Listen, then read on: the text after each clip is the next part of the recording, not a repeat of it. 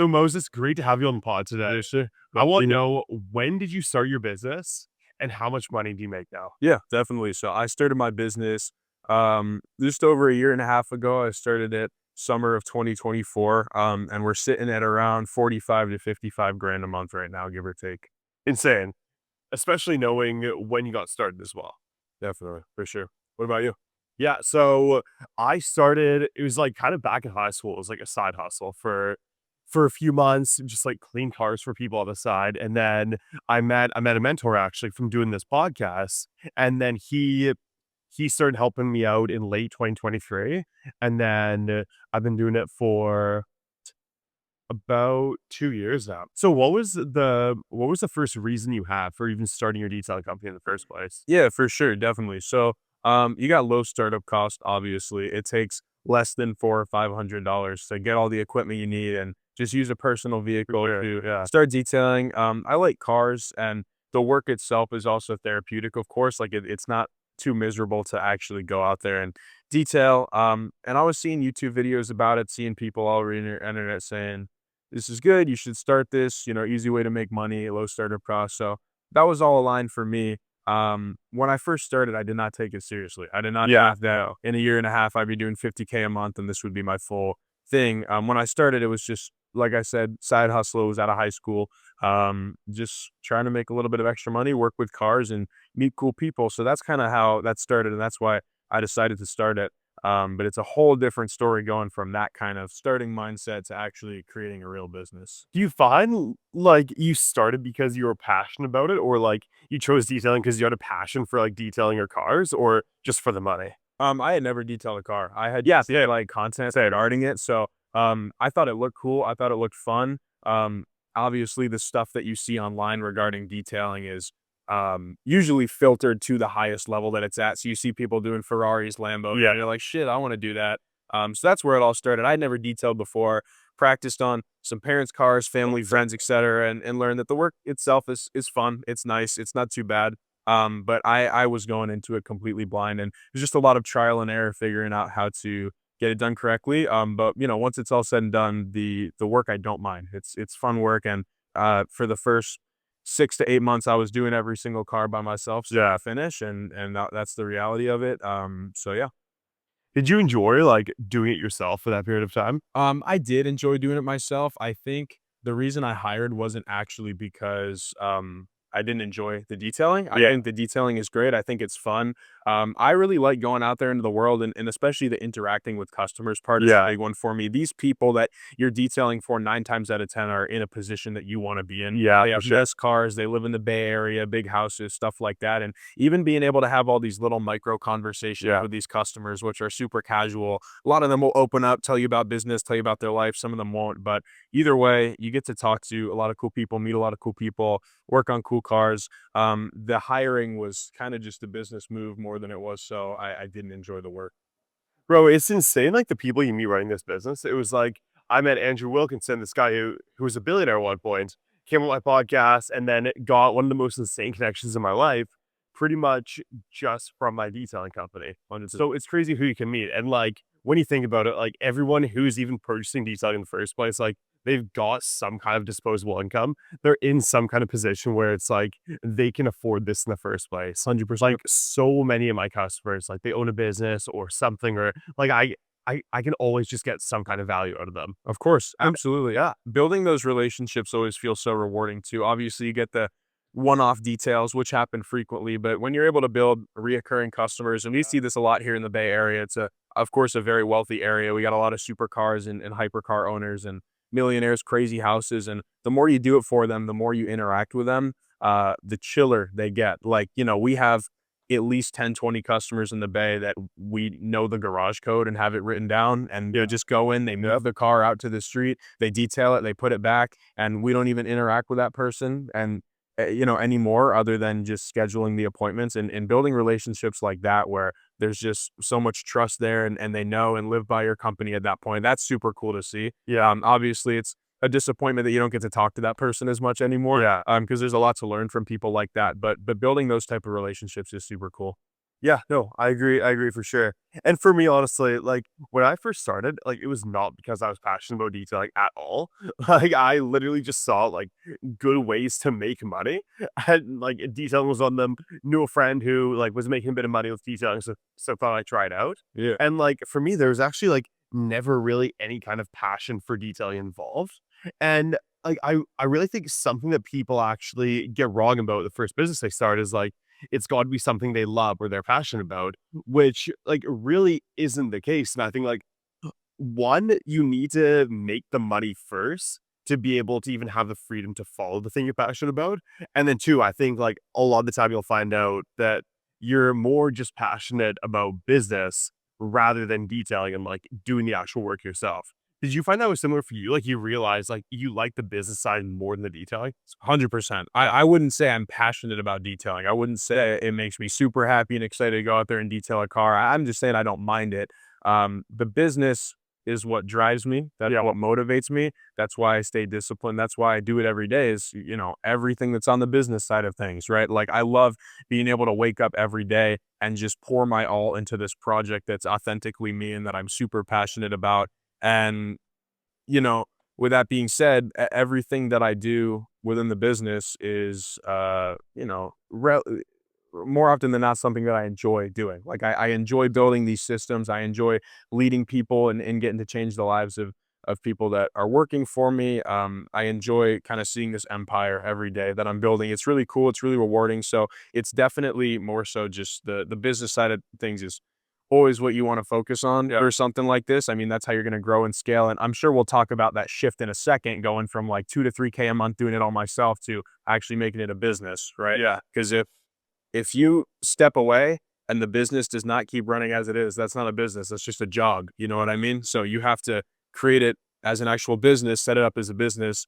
And that was super important to me and something that I learned. So how did you get your first few customers? Yeah, for sure. Definitely. So I went to like O'Reilly's Auto Parts, Lowe's, Target in the span of like 2 days and just bought some basic equipment, pressure washer, vacuum, etc. Immediately got going on both my parents' cars, and of course, did those for free. And then the next thing I did is I did like an SMS blast, Yeah. but like it wasn't automated. Like I just literally went through every single person in my phone, and I respectfully said, this is all like friends and family too. I don't have any customers at this point, so these are people I know. These are Yeah. people, I was just like, hey, hope you're doing well. Haven't heard from you in a while. I just want to let you know I'm starting this detailing business, something that I'm passionate about and trying to see how far I can take it. And if you'd be willing to let me, you know, work on your car, I do it at a big discount and just take some photos, videos, post it online. And then if you could write a review, etc., just offering a super shittily priced super cheap detail for like 20 to 30 friends and family in my phone that I texted. And yeah, That's badly. so just doing a ton of really cheap details for friends and family and getting a little bit of value in return that I knew would help me later down the line. I got a Google review from each and every one of them, posted pictures and Yeah. talked about that type of thing. um I was able to use that for practice. Obviously, this was like the first 10, 20, 30 cars I had ever done. Yeah. So it was important to make sure that I have a good service down as well. Otherwise, nobody's going to use you if your service is not good. And then aside from that, you're able to use that as content and as media and get stuff going and start posting on your Google business, start posting on Instagram, etc. And you just starting it and getting it out there into the world. And it's gonna look bad at first, or it's gonna be iPhone photos and shit like that, and you'll move on from that at some point. But you just need to get something down on the piece of paper and just get it rolling. Yeah, yeah. Yeah, I agree. And also, I think, like, at the start, when you do get those first few customers, it's all about making the most out of each customer and, like, increasing the leverage. 100%. Like, for example, what you were saying, taking the photos, asking for referrals as well. Another thing is, like, getting the people to post in Facebook groups Yeah. or, like, getting them to, like, post on their social media, reviews too. And did you have your Google business page set up from the start? I did. Yes, I Okay, did. So that's good, I set up my Google business profile and an Instagram before good. I even had the business. And this is something that we're going to talk about Yeah, for later. sure. But it's this philosophy that I have where you don't wait. Like you just simply get it down. Like you simply make it happen. I built systems before I even had employees. I had an Instagram before I had even detailed a single car, had a Google business profile, had a name before anything was even Good. a thing. Yeah. So you get it all down there, and then the decisions you make every day shape the identity of those things. So that's one thing. Yeah. Well, it's like stepping into the identity that you want, like 100%. becoming the person you want to be, or treating yourself like you are the person you want to be before you actually are that person, Most or definitely. before the external world shows it. The way that I like to think about first starting a detailing business is if you do everything perfectly, theoretically, you can achieve perfect exponential growth. What I mean by that is if you have two customers to start off, let's say your two parents, Yeah. you can ask each parent for two referrals. And then now you have four customers, right? Four additional Yeah. customers on top of that. And then if each of those four customers gives you two referrals, you have eight new customers, Yeah. and it just keeps multiplying by a great number. And if you're able to leverage something like that out of every single customer, your growth will not be linear. It'll be exponential because the more you grow, the more that will happen per step, if that makes sense. Well, I think that is true. It's a great idea, but things are never going to go 100% perfect. Yeah, Like that, yes, definitely like a great idea though. But what do you think you do, or what did you do when you first started up your business to make sure like things went as perfectly as possible, and like to always exceed the customer's expectations? Yeah, for sure, definitely. I mean, exceeding customer expectations is all about the experience and all about how Yeah, to make sure. make them feel. And Yeah, of course, that's something that we'll dive into a little bit more later. But you want to make sure your service is great.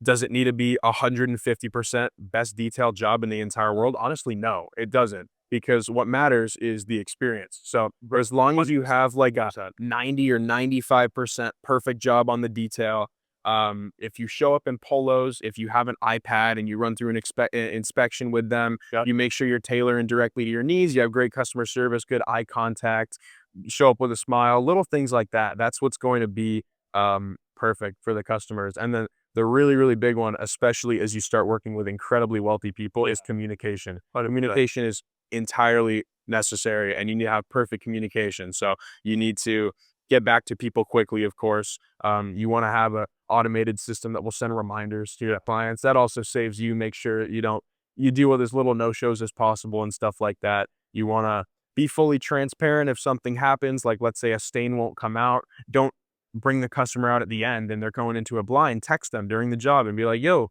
this stain is not coming out. I just wanted to let you know. I'd be happy to refer you to a local carpet and upholstery cleaning company that we work Yeah. with." You never want to leave anything up in the air like that. You always want to make sure you're taking care of these customers at the highest level possible. And that example that I just gave of referring them to somebody else in advance if you can't complete something, like shit like that goes a long way, right? Yeah. And we've had instances where I say we didn't detail a car to perfection. It didn't come out 100%, and it was out of our control, but we still get a 5-star review from it. We did absolutely everything we could, and then we passed that customer along to somebody that would be able to fix that issue for them. So I love that. I love that. And I think you're probably the only person I've spoken to who also has that mindset about detailing where it's like, yes, the detail does matter. It's like, yes, do a good job, like give the customer what they paid for, but it's the experience that matters more. the entire And experience. the communication too. And then also like a big thing for me has been giving free bonuses to the customers, like doing as many small things for free as possible. Like for example, leaving chocolates in their car, having like a little flyer for a referral discount, upgrading them to, so we have this thing in my company that's like the gold membership.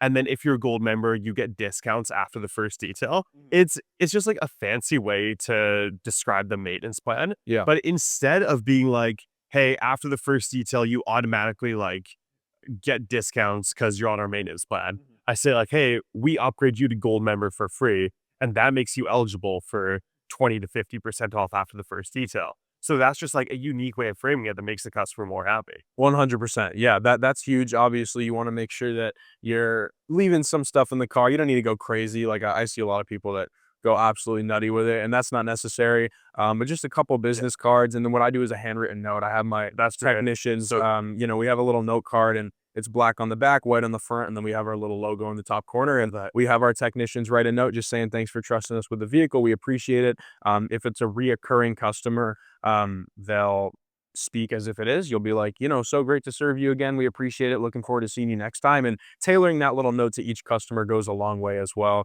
I also have gift certificates that are blanks. You can write them up. It feels more real, feels more in the moment for them. So you can write like, this is to this person. The discount is 20% off next time from Cole's Auto Detailing, etc. Can leave that in the car. A lot of little things like that really go a long way. But you can't grow the company and the customer service um, interface of it all lopsided. That's something Yeah. that you really need to refrain from. Is you need to make sure that you have the best customer service in the world. Yeah. You do a fucking terrible job detailing. That's not going to get you Yeah, anywhere. no. If you're the best detailer of all time, you show up, you don't make eye contact, you barely talk with them. You're just like, all right, done. That you've left no That impression person's on them. bad, yeah. You're never going to stay top of mind ever. You're not even able to extract any value from that client except for maybe like $300 one time. Not going to get a review, not going to get referrals. Yeah. So you need a perfect, even level of the two of those things where you do a fabulous job and you do an amazing job, and 99.99% of customers are incredibly happy with the detail itself. And you'll have a few customers here and there that won't be happy, and that's business. That's life. Well, that's how customer service comes in, Of like, course, right. coming back for And that's free, where et the cetera. customer service comes in. So, just earlier this year, in January, we accidentally damaged a vehicle. Yeah. Yeah, we accidentally scratched up a wheel. Pretty good. It wasn't the worst thing in the world, but it was damage caused to a car, and obviously the client was not happy about that at all. And I said, hey, look, we work with a lot of great trusted body shops in the area. This shouldn't have happened. It's a full mistake on our end. And given that, we're going to take accountability and we're going to make sure that you're taking care of it the highest level possible, even if it's not the first time, right? Because the first time we fucked up. Yeah. So I personally went to his house. I picked up the car, drove it to the body shop. I paid for a rental car for 2 days, picked it up Sorry. from the body Yeah. shop when it was done, send it back to his house. Got him like a $300 gift card for a really nice local restaurant. And we have a review, a 5-star review from that customer. That We have happens well, yeah. we have a 5-star review from a customer where we damaged his car. And it's crazy to think about that. But if you serve your customers at the highest level possible, like everything can be saved. Like if you scratch a vehicle, it's not like this is the worst thing ever. This customer is going to hate us forever. Like every situation like that can be turned into a positive one. Obviously, the goal is always shoot for that to happen the first time. But if that's not possible, you can keep going and you can make it right, and you can get value from it. You can make sure the customer's happy and, go from there. So, Well, that's funny, like, that exact thing happened to me. yeah. It wasn't the wheel. I think there was, like, a loose wire, and then, one of my guys accidentally damaged the screen, and then so I bought them a new screen, took care of them really well, responded immediately, and then turned that into a 5-star review, and they kept coming back, kept referring people. 100%. Yeah, and that thing, Absolutely. like, those the customers actually, like, where some issue happens, then you come back, make up for it, go above and beyond. Those the customers that actually like you the most and are the most loyal to you. Absolutely. Yeah. 100%. I think the customers that see that most transparent side of you are the ones that are going to, because people remember how you make them feel. At 100%. the end of the day, people are going to remember how you make them feel. They're not really going to remember what you did. Yeah. I didn't ask for a review. I didn't say Yeah, same. anything regarding a review to this guy. I just said like, we're taking care of you fully. This is totally our responsibility. And, I laid it out for him. I took full charge is another important thing. Like if you have a situation like this, and this applies across everything, you never want to be like, here's the name of a body shop I recommend. Go make your own appointment, go do your own shit. You want to take care of everything. Like this customer is a wealthy person. His time is very valuable. His money makes money for him. Like this is a successful person, and you don't tell that type of person to go and drive his car to a body shop and then Uber home and then come and get it in a couple. Like you lay everything out for this customer. I said, man, here's what's going to happen. I have this body shop we work well with. Obviously, we're going to pay for the service. I'm going to come to your house. I'm going to grab the car, fully insured for that type of thing. We're going to take it to the body shop.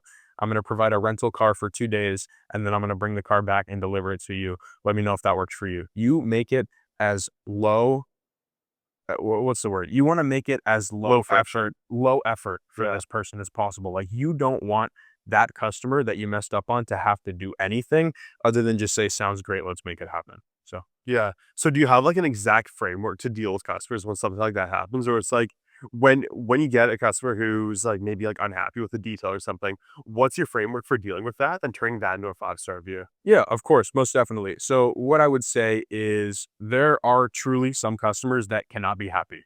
That's just how it works. That's the case. That's true for any business, any industry ever. There are some customers that cannot be satisfied. My number one thought when a customer is unhappy is not how can I turn this into a 5-star review? Like that's not the Yeah, first thing I'm ever true. thinking of. I'm thinking of how can I not turn this into a 1-star review. Oh, yeah, You know what yeah, I mean? I don't care about getting a 5-star review from a customer that we messed up on. That's not my number one priority. My number one priority is making sure the reputation of our business is that we take care of shit when shit happens. And just upholding that is what's most important to me. I have countless SOPs and resources for my technicians that they study and they practice every day that goes over this type of thing. Thankfully, of course, we've built an operation where it happens very infrequently. If a customer is unhappy with the detail, we determine two things. We determine one, is this actually a shortcoming on our end? Did we yeah, actually mess up? Did we actually miss something? Or is it a scratch? Or is it, uh, a swirl mark in the paint that they didn't get a polishing job for? yeah, So you need to make sure, of course, it's within the scope of the service. And if it's not within the scope of the service, you need to respectfully explain, here's what's going on. That's not what you ordered, essentially. Like that's just not what you had scheduled for. We take a signature before every job as well, which is really important. That says the customer agrees to an exact description, and we reinforce this stuff in our terms and conditions as well. But in that case, like if there's a scratch in the paint and they just bought a wash, you got to respectfully explain that's a scratch. That doesn't come out with a wash. We do offer polishing. I'd be happy to give you a discount and try to polish that spot off since we're already here and take care of that for you. But that is not within the scope of the service that you had booked. So that's one way it goes. And it's that a lot. If you don't, if you come up short on the actual job itself, or if you miss a spot, typically it's as simple as just they'll fix it right there. They're there. They're doing the post inspection, walking around the vehicle with the customer, and the customer will point it out, and you'll be like, "Totally on us. So sorry. We'll get that taken care of right now. That's why we have you come and take yeah. a look at it." So those are the two routes it usually goes. Yeah. Well, I think a lot of people watching this, like, they might be starting their detailing business, but they're scared, like, I don't really have any experience detailing, and what if, like, because I'm not a good detailer, customers are gonna be unhappy? So what's, like, an exact strategy for someone where it's, like, they're just starting their business, and then let's say they, like, don't do a good detail because they're just starting out. What's a strategy for them to turn that into a happy customer or make sure that doesn't happen? That's an interesting question. I think at the end of the day, it's all about the service to price, the ratio between those two That's a good things. point. I think Yeah. you should charge what you're worth. So if you are just starting and you feel like you're not a good detailer, um, you're transparent about that. You text friends and family, and those are pretty much the only people you're working with at this point. So you'll be like, hey, I'm just starting.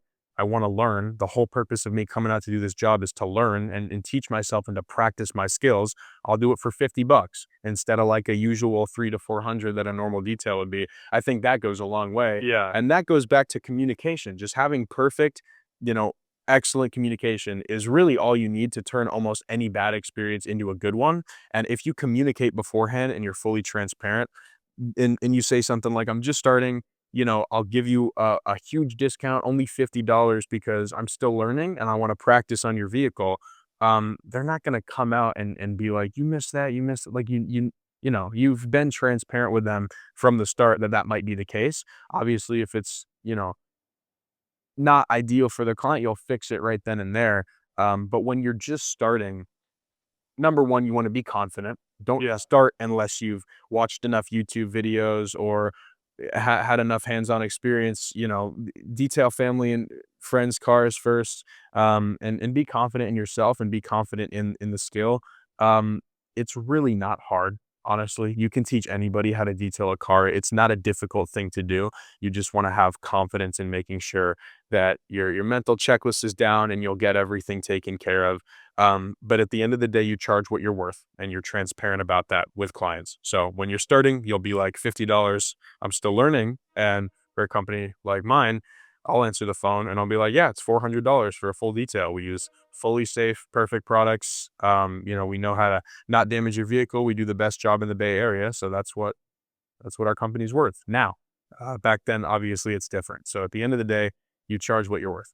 So after you got those first few customers from like your friends, family, your original contacts, how'd you get your next customers? Yeah, good question. So the second thing I did, and that I encourage everybody to do, is you want to set up a website and you want to get running on SEO. SEO is search engine optimization. That's going to be your best friend when you're first starting and always, because it's free. I Yeah. mean, if you're paying somebody to do it, obviously that costs money, but it's free to be on Google. It's almost free to have a website. I think I pay $15 a month to host my website. Yeah. SEO is organic traction. So Google reviews will help with SEO. A bunch of keywords will help with SEO and your profile and your website, et cetera, et cetera. If you learn how to do SEO yourself, which I did at first, or you hire somebody to do it for you, that's always going to be your best friend because it costs you no money, right? You get clients simply because you pop up first when they Yeah. search car detailing in the Bay Area or whatever. And there are endless things I could go on about on how to make your SEO great. But at the end of the day, lots of keywords. Make sure you're optimizing for that. What are keywords? Keywords be car detailing, car cleaning, interior, exterior, ceramic coating, paint correction, like every service that you But do. having the city name too. Absolutely. And then on top of that, which is what I was going to get into next, is keywords also include every area that you're in. Yeah. So on my website, I have the default page, and what that page looks like Yeah. is San Francisco car detailing. And then over the course of, the next 5 scrolls on that whole page of my website, it says San Francisco like 9 times. If Yeah. I take that one page, that one default page, and I copy and paste it like 20 times, Yeah. and I do it with like 20 different keyword cities. Yeah. That's I'll great. do Oakland, I'll do Daly City, I'll do Bay Area, I'll do Moraga. Like I'll do all the wealthy cities, all the wealthy neighborhoods, every single place that I want to serve in the area. And I'll make a separate page for all of those. And then on each of those pages, that city name with like a bunch of detailing keywords will appear like 20 times. Yeah. So that's how you get your name out there for free. And that helps you when you're starting. That especially helps you when you're 2, 3, 4 years down the road. Because it's always going, it's constantly going, and it just gets stronger as you get more reviews, you get more customers, and more people know about you. You'll become undeniable for free. So So, yeah, SEO is great, but I think a lot of the time, and depending on the city too, that can take pretty long to develop. Like sometimes it can take upwards of 6 months. So, what do you think is the strategy where people can get customers like right off the bat? yeah, right off the bat, that's a good point. It does take a while for SEO to ramp up, but you can really, really expedite that No, process if and what you want they've to. the landing pages too. Like Yeah. that's one thing. Like I remember we made our like Oak Bay landing page or like Esquimalt. Those are just two like suburbs in Victoria. Yeah, And then immediately those went to number one. absolutely, 100%. So it'll be easier to rank high in some places than it will others. Yeah. I think I literally have 20 or 25 different location Right. pages on Yeah. my website. That varies from small, rich neighborhood gated communities to the Bay Area, which is, Yeah. like more than 10 million people as a whole. Getting customers aside from SEO is tricky. It's unmotivating a lot of times, but it's most definitely doable. Before I'll get into that, I will say you can definitely expedite the SEO Yeah. process. If you can get 5, 10 Google reviews a week, and it doesn't even need to be people that have detailed for. It can just be like Moses was a pleasure to work with or something like that if you know them. Can get a lot of Google reviews, pay somebody and make that investment who knows really what they're doing regarding Yeah. SEO. You can get to the top pretty quickly. Especially considering that almost every city that I've been to or seen or researched in my entire life has a ton of competition for detailing. It's a very saturated market, but that's actually a good thing Exactly. because number one, everybody has a car. There's never going to be too many details. Every single person in the world has a car. Like, literally. And the second thing to say there is that it proves that it works. Exactly. It proves that it's an industry that is in constant demand. Everybody needs it. And that goes without saying. In terms of getting clients Well, aside from SEO, I just yeah, want to say quickly, the way that I think about detailing, it's not, does this crazy idea work? Or it's not, does this business work? It's just how well can I make it work? a hundred Like percent. detailing is a business where it's like, it is like 100% possible to make 10K a month, make 20K a month, 50K a month, whatever. Cause like you literally just said, every single person has a car. E Everybody has a dirty car. Everybody. Everybody has a car. Everybody has dirty cars at one point or another. And everyone's doing it the same too, which we'll get into later, the branding. But it's like if you can brand yourself well to stand out, you'll have And such an easy time. that's what I'll say is I'll finish my thought about saying every city, every place that I've researched or been to has a fuck ton of detailers, and at the same time, they're all shit. They all suck. Yeah. Like, if you go to any given city, any given place in the country, the odds that you will find a detailer who is set up objectively correctly with proper branding, they run ads the proper way, they do SEO, they spam Google reviews, etc. Like, it's so little. Like, the amount of people that actually think in a business sense and try to set it up in that way are so few that it is crazy easy to stand out in 90% of detailing Yeah. markets. So what are some other ways you'd get your first customers? Like us, Yeah, yeah. definitely, for sure. So just being out there in the community is a big one and not forcing it, not being salesy, not wearing like attire for your business or anything like that. Just getting out there into the world and talking to people is a huge one. What do big sales you look like? Being salesy looks like, let's say one of the examples I was about to give is like going to a car meet or a cars and coffee and just walking up to somebody and being like, yo, I have a detailing business. Here's a business card. Let me know if you need anything done for your Ferrari 458. Like that, nobody's going to hit on that because they don't know you. They don't know who you are. You just walked up to them literally trying to make money off of like people don't work like that. You need to go and you need to have human interaction with people. So go to a cars and coffee, act genuinely interested because I am. I love cars. I'll go to those things for fun if I had to, but start conversations with people. How's it going, man? Like, I love the car. How long have you had this thing, etc. Oh, cool. What do you do? You're most definitely in a position that I would want to be in, right? I really respect you a lot, and that's being able to own a car like this is something that I want to do in the future. What do you do? And then they'll say, oh, I do this, I do that, etc. Maybe they'll ask you, what do you do? And then you can throw it in. You can be like, oh, I actually run a car detailing business here in the city. Love cars, passionate working on them. And I've been doing it for about a year and a half now, etc. And that's all you need. That's really all you need is you just need to get your name out there and they'll be like, "Oh, cool. What's it called?" And you can give them a card. You can give them your phone number. You can be like, "No pressure." But stuff like that goes such a long way. And if you're able to talk to people, if you're good at talking to people, if you're able to develop a natural conversation with somebody rather than simply making it obvious that you're trying to sell them Yeah. on something, that is huge. So do that at cars and coffees. Do that at gyms, at garages, Sure. build relationships with coffee shops is a big one. Build relationships with like local body shops or, if wherever you take your car to get serviced or whatever, like just talk to people, just go out in the world, be a person, casually start conversations with hundreds, thousands of people a month, and you will get your name out there. Yeah, well, I like what you were saying about the body shops. And I think for me, like one of the best ways to get customers at the start was like building relationships with local businesses, Yeah. especially like dog walking places or like dog grooming places, body shops, like places that deal with cars or like people who have dirty cars. And then those people naturally just referred me to their customers. And also like giving them free services or maybe a commission like 20 bucks if they refer you someone.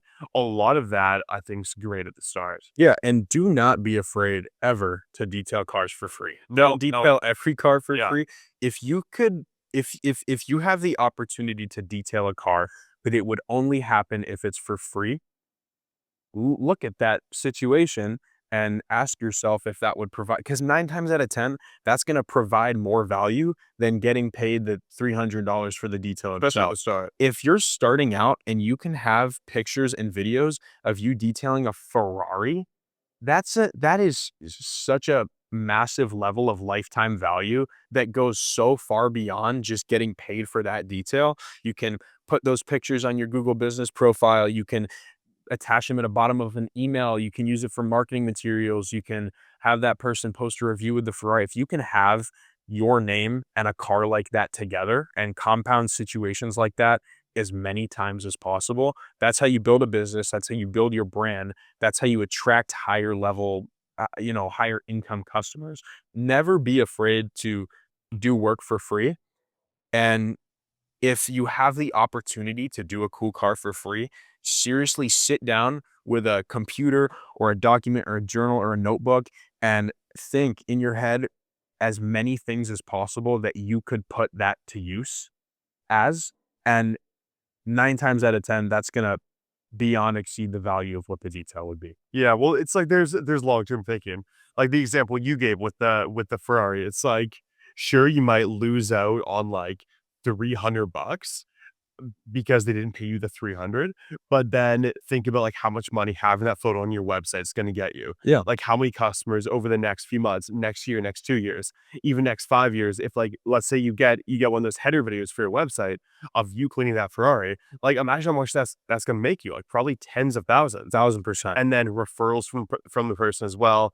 And I also love to think like, how can I increase the leverage in what I'm doing here? Like if I'm giving a free detail, I want to have as much leverage in that as possible. Like take as many photos, get as many referrals, like make posts on my social media, maybe turn that into some ads. And then all of that in the long term is going to make you like thousands, if not tens of thousands. 1,000,000%. And it's going to save you time too, because Yeah. if somebody has a GT3 RS and they're debating whether or not to get a detail from you and they click on your website and you have a GT3 RS on your website, that can close the customer Yeah. for you. I mean, that customer might go from calling and saying, "Hey, I want to learn more," to calling and saying, "Hey, I want to book for Tuesday at 9 a.m." Like that can close people for you, saves money on marketing, saves you time, you answering the phone or a sales rep answering the phone or whatever it may be. These things can close customers for you. And being personal is super huge. That's something you really want to um, make sure you have in your business is being a human and being a person. So showing the real life things that you've done to past customers. For example, I had a guy reach out to me last week and he had a 1980s Ferrari with like super pristine paint and he wanted a paint correction on it. And the first thing I said is, "Thanks so much for reaching out, man. I actually just wanted to show you we did another 1980 Ferrari paint correction last week." And I sent him a picture of like, bright light on the car and it was the hood and half of it was super swirled up, half of it was Yeah. perfect pristine paint. And I sent that to him and I'm like, "This is a Ferrari 400i that we did just a week ago, pretty similar to your car. I thought you might, want to see. We have experience in that type of thing." And dude, the credibility you can build with something like that is so unbelievable. Like if you're able to have content and have things that you're able to share in the grand scheme of things, share on your public Instagram, Google business profile, stuff like that, but also send to clients privately. Like it's just a toolkit to close people that are on the fence or that are debating whether or not to get a service done from. Yeah. Well, let's say you were just starting out or you're trying to make your first like 3K a month. Do you think you run Facebook ads as well? Do meta ads? I don't. I You don't. wouldn't. And the reason I wouldn't is because um you don't have money when you're starting. Like if you do, great, but there's no reason to run ads when you're first starting. How do I put this? If you want to, that's fine. If you have the money or if you want to take that risk, that's cool. Obviously, you want to pay somebody to do that for you, and unless you're experienced at it. The reason that I personally didn't is, again, you're just going to attract the wrong type of people. Like when you're first starting your detailing business, you don't know how to detail a car that well. You're not great at detailing cars. If you pay $30 and a day to have an ad running that says, "We'll come and detail your car," and you'll probably the person you pay to do it will probably use super fancy cars in the clips, C8s, Lambos, whatever you may call it, are the ones I've seen most commonly. And you get there and you're not going to match that image of somebody that's supposed to be or in the position of running paid ads. It's so much better to get started organically because it doesn't cost you any money. The customers that you meet and the people that you detail for are often far more aligned with your position and with your company. And you're not just reaching out to, you're not even reaching out. You're not, you know, you're not trying to get the attention of random people and then Yeah. having to close those people, right? It's real world conversations. It's real people. You're able to kind of pitch yourself to them much better. And another one, which is a whole nother thing I'm sure we'll talk about, is sales, right? Like you probably don't know sales when you're starting out either. No, You paid can't ads. effectively run paid ads if you don't know sales. Like you need to know how to sell somebody in order to run paid ads. So those are a couple reasons why I didn't personally do that at first. I don't think there's anything wrong with it if you have the money and you're willing to make that investment. You just have to be smart about it. You don't want to live outside your means. Like you Yeah. don't want to go forward too quickly into something like that, because you'll be maybe killing it in that aspect, but you won't have a foundation. You wouldn't have built a clientele before that, and you won't have the proper, you know, backbone to support those new clients that are coming in. Hmm. So how do you develop that backbone to support the clients? How do you build a foundation properly? Yeah, I Or mean, actually, I think a better question would be like, what mistakes do like the average detailers make when they're first starting out that have them build a bad foundation? yeah, for sure. Well, just to answer your question of how to build that backbone, it's everything we just talked about.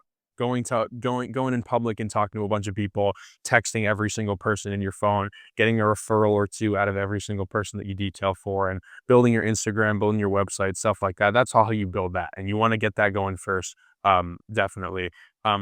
Mistakes that I see a lot of people make are not taking it seriously enough. And that's cool if you're just a kid and you just want to clean cars and that's what you want to do. But if you want to have a detailing business, you have Yeah. to act like it's a business. And this is something that I talk about and live every day is you have to commit fully. Obviously, that goes without saying, but you have to think about it as a business. I thought about my company as a business when it was still just me washing cars by Yeah. myself. You have to be like, these are my goals. This is what I want to make happen. This is going to become a business. This is what this is. You can't think about it as a side hustle. You can't think about it as something to make money over the summer. You have to internally decide that this is a business. Yeah. Luke Belmar talks about something which is thoughts become things. If you think that it's a business, it is going to become a business so much quicker and so much more vibrantly and than it would if you just kept building, but it was like kind of casual and you were like, whatever. So that's a huge one is you need to go all in on it and you need to decide that that's what it's going to be. The second one is just simply inaction. You need to be working every single day. I mean that's how you grow is you need to be doing something every single day to move this thing forward. So don't just be sitting there on your couch complaining that you have no clients. Get your ass up, drive to the richest neighborhood in the city and start door knocking or find a local, the next car meet that's going on and go there and start talking to people. Like you need to decide that this is what you're going to do and this is what you want to do and you're going to go all in on this. And then secondly, you need to go and you need to execute. You need to make it happen. So pretty simple stuff, but it's really something that I see a lot of people not do is you need to decide that this is, what it's going to be. And you need to go out into the world every day with that being your only thing in mind. Yeah. Like, I need to build this. I need to scale this. This is what I'm doing. So, what does treating it like a business look like? Like, what are some exact actions, like, other than the stuff you were saying, like the website and like bring it into fruition before it's a thing? What are some exact actions that you take if you're somebody who treats it like a business? Yeah, somebody that treats it as a business. There's a very, very interesting distinction between a business and a job. Yeah, Um, if you stepped out of your company tomorrow and it's not able to run without you, you don't have a business. You have a yeah, job, right? If you're detailing all the cars yourself, you don't have a business, you have a job. yeah. So you need to document everything. Systems are the most important thing. Documentation is the most important thing when it comes to this. When I realized that I was 99% or I was perfect in the services that I provided, I immediately documented it. What that looks like is if I know how to perfectly detail a car inside and out, I created a whole Google Doc and a whole private YouTube video on how I do those things at the highest level in the image and within the brand that I want to stay in for my company. Let's say Google reviews. When I got perfect at asking for Google reviews, I made a Loom video with a document and presented to nobody at the time on how to do that. And later on, when you hire people, these things that you've, documented make it so much easier for whoever is stepping into that role to learn from you, learn from the best, right? Because you do it the best. You're Yeah. always going to do it the best. And you're the one that's building it in your image and deciding how you want it to look. So document everything, like build systems, document everything before you even have employees. Once you have understood how to do your craft perfectly, you need to make that as repeatable as possible for other people. Yeah. No, yeah, I definitely agree with that. And then, like, yeah, even for the stuff where it's like you're not actively hiring someone to do it, even just for yourself, like for efficiency purposes. Like, I remember when I first started detailing, I didn't have an actual process for it. I was like kind of sloppy at it. Like, I took a long time sometimes. Sometimes it took like 2 hours, sometimes it took 3 hours. And then, like, I didn't have an exact process that made it like take the same amount of time or look the same Yeah. each and every time I did it. So I think that's really important, even just for yourself. And then another great example is for sales. Like, for example, when I just took calls that wasn't following my script, then the calls, like, they went differently every time. Like, sometimes I forgot stuff. Sometimes like I said things differently. And then as soon as I switched to just doing a script and like having exact questions I ask every single person, then my close rate went way up, way up. I started selling way more people. And that was simply just because like I documented everything and I followed that process every time. Yeah, 100%. And another small thing for me was like sending a thank you text to every client. Yeah. Like, imagine how much time you save in your entire life if you have something that you can copy and paste to every client Yeah. and you've decided like this is what works the best, this is the message that gets the most amount of referrals or whatever it may be. Yeah. Like, just copy and paste that into a document Yeah. and say this is the message you send when a job is done, and you edit two things. You edit like the customer name section and the vehicle section, and you send it, and that saves you so much time. And if you can automate tiny things like that in every area of your business, you save hours. Like, you save so much more time than you can imagine by just optimizing and systemizing tiny little things in every part of your business. Yeah, I agree. And I think efficiency, that's definitely something like people don't really think of when they're first starting. It's just like, how can I get my first customers? How can I like learn to detail? But then there's so many other aspects to actually running the business. Yeah. And I think that's one of those things where it's like at first, like your efficiency, it doesn't matter too much. But then like once you actually have this going at scale, once you actually have like multiple people detailing cars each day, then that starts to become one of the biggest things in your business. 100%. Efficiency is key. And like you mentioned, it doesn't need to be 100% perfect to the start if it's just you. But your goal should always be to find the most perfect way to do something within the context of your business and Yeah. your brand, and then extend that perfect way to do it to whoever will be doing it. So even if you're doing it, you want to do something as efficiently as possible. Why wouldn't you? It saves you time, Yeah. saves you money, saves you resources. So figure out with yourself how to do something the best way it's ever been done, and then just repeat that over and over again, document it, and then you have other people repeat that, and that's how you scale. Yeah. So what were some things that got you to maybe 5 or 10K a month Yeah. that you had to then stop doing to scale past, get to like 20, 30, 50K a month? Yeah, for sure, definitely. So, I was doing about five to $10,000 a month by myself. I Yeah. was doing about five to $10,000 a month. Um, just me out of my SUV detailing cars, no proper setup. But I had already taken the step to systemizing everything. Yeah. So the reason I was able to get to 10K a month just by myself is because of how optimized every aspect of my business was. Yeah. I wore polos and a nice uniform to every job to stand out. I had an exact pre-inspection and post-inspection script that I followed with non-negotiables every single time. That includes, going around the car with an iPad at the beginning and talking to the customer, doing any upsells, etc. I made it a goal for myself to try and upsell on every single job, try to, upsell one thing on every job. And That's good. that worked really well. And I documented how to do that. Once I Once you got really upsell. good at doing that, you can upsell anything, dude. Like, you can find something to upsell on any car. There could be stains, there could be, light scratches on the exterior. You could offer a ceramic coating, engine bay cleaning, headlight restoration. Like, And that's another thing is you write all that down. I have an upsell system, a upsell SOP in my company where it's like, these are all the things you could possibly upsell. Look for them before the client even comes out. Like start looking at the car before the client even comes out. See what you can possibly make more money on.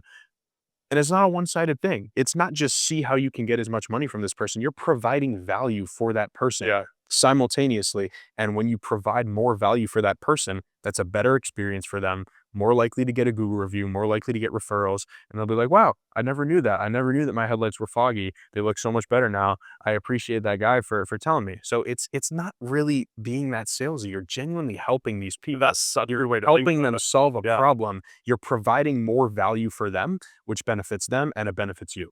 Yeah, that's a great way to think about it. And it's like people almost want to be sold to because if you're providing something genuinely of value, Of course. like the headlights, for example, they're going to be more happy and like you're actually going to exceed their expectations, give them a better experience because you upsold that. And I think like a limiting belief a lot of people have when they're first starting out is like people don't want to be sold to. Like you're going to lose trust. Like the customer won't like you if you try and sell to them. But it's actually the opposite. Like if you genuinely, like if you sell them with good intentions, and sell them something they genuinely need, they're gonna like you even more. 100%. Absolutely. So I did all that stuff at the beginning of the job. And then obviously I got my service down really well, detailed cars really well. And I had a ton of things that I did at the end too. I said, I'm glad you like it. Please take a look around. Let me know Yeah. if I missed anything. Let me know if there's anything else I can help you with at all. Be fully transparent, communication. Be like, I just wanted to mention you have a little scratch right there. Might be from contact with another car or something like that. I'd be happy to put you in touch with a Yeah. body shop we work with. And that goes such a long way, just saying that to a customer. Even if you never send it to them, even if they don't want it, even if they don't ask for it, if you can point out something like that and be like, yo, you got a little scratch right there. Yeah. I work with a body shop that could take care of that. Would you like me to go and call them on my behalf? I can take a couple pictures, see what a quote would be. Would Yeah. that hurt? They say no. I mean, that is so valuable for a person. So that's a huge one is just pointing something out and just trying to offer as much value as possible. Towards the end of the job as well, of course, asking for a Google review, finding the best way to do that, which there are many ways to do it. And systemizing that right there and making sure that you and anybody in the future who's working under you can comfortably ask for those. Referrals is a big one as well. We, of course, have the texts that we send after a job.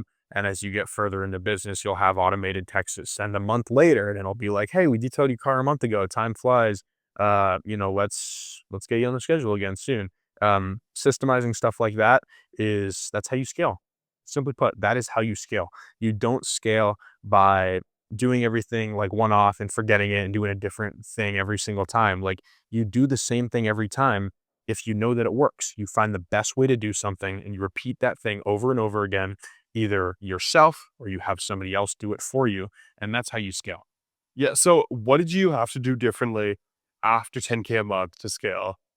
Yeah, I mean, you have to hire at that Yeah. point, right? You have to hire. Once you're at the point where you're doing as many cars as you possibly can yourself, you have to hire people Yeah. to replace you. So the first goal is I hired somebody simply just to replace me. I didn't hire two employees. I hired one person, and I made it my goal that in 2 months that person was literally going to be me, right? Yeah. So you hire, and I taught him everything because I documented everything. I made a dashboard on Notion, which is a great tool.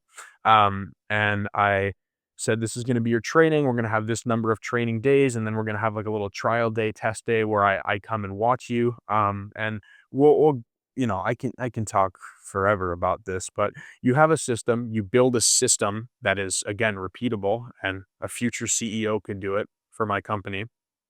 And you say, um, this is the training you're going to do. These are the documents that you're going to follow. These are the resources you're going to learn.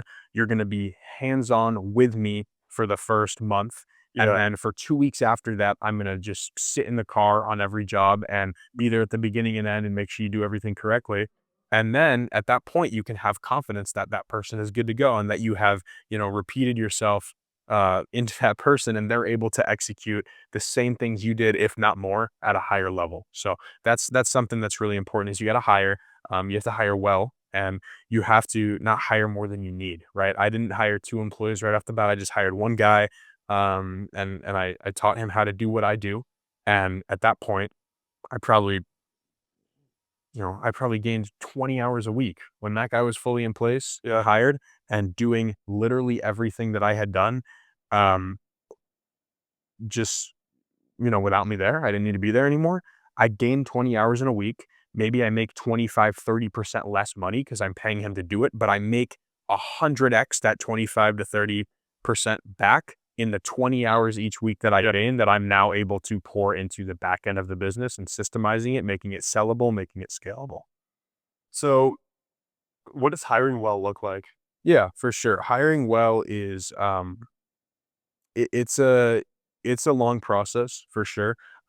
Something that I always stand by is you really want to hire as much as possible based on people that you naturally meet and run into in the real world. Because for a business as customer service oriented as detailing, you have your guys talking to people every day on a day to day basis.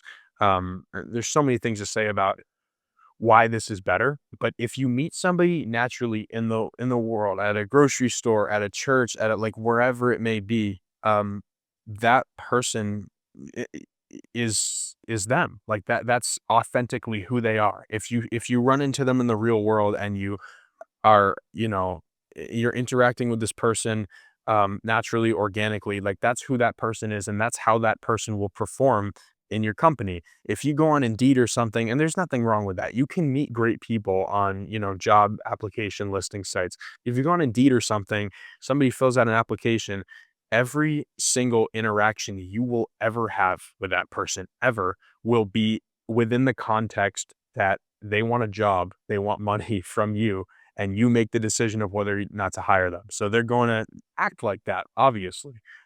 So that's a big one is you want to hire um, as much from kind of the real world as possible, but it's not like a definite that's what you need to do. I've hired people on both.